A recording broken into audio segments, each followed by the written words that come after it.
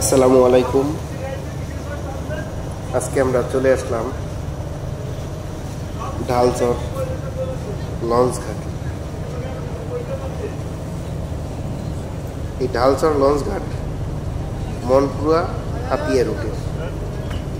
মনপুরা এবং হাতিয়া এর মধ্যবর্তী স্থানে যেই ঘাট করে এই ঘাটটির নাম হচ্ছে ঢালচর লঞ্চ ঘাট। বিশাল নদী।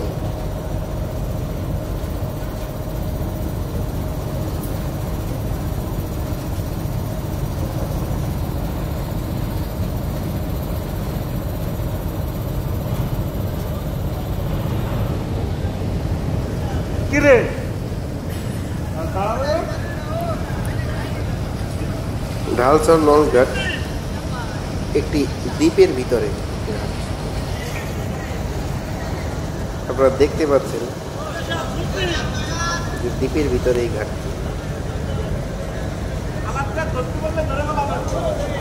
মূলত এখানে বসত বাড়ি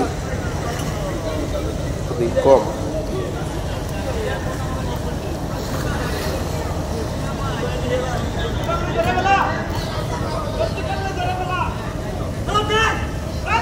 লঞ্চ ঘাটে ভিড়তেছে।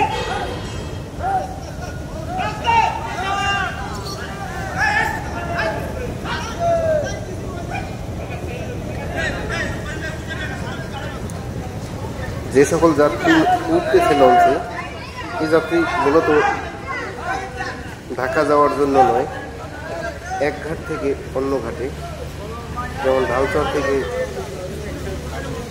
মনপুরা যেতে চাইলে বা ঢালচর থেকে হাতিয়া যেতে চাইলে তাদের নৌপথই একমাত্র ব্যবহারের মাধ্যম। নৌপথ ছাড়া তাদের চলার কোনো এবং যাতায়াতের কোনো যোগাযোগ ব্যবস্থা নেই।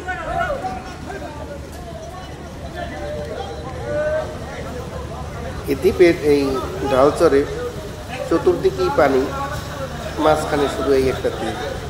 এই দ্বীপের নাম হচ্ছে ঢালচর।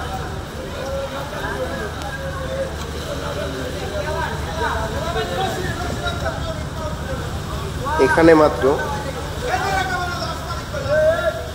600 থেকে 700 জন লোক বসবাস করে।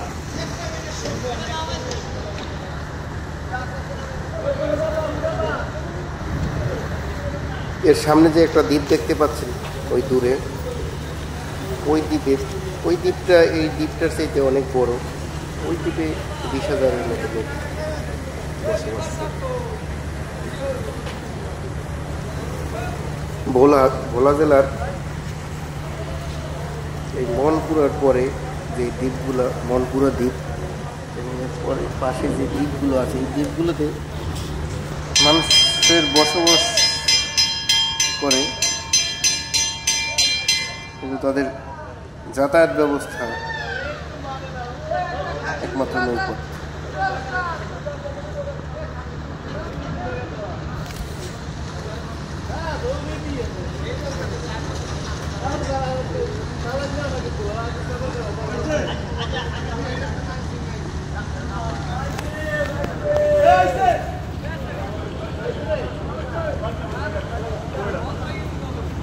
যেই মানুষগুলো লঞ্চ থেকে নামছে তারা কেউ কেউ এই চর থেকে আবার নৌকা যোগে অন্য একটি চরে গিয়ে ওঠে,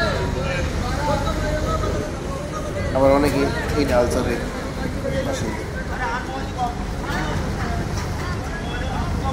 এই ঢালচরে বানর আছে, অসংখ্য বানর, এবং হরিণও আছে।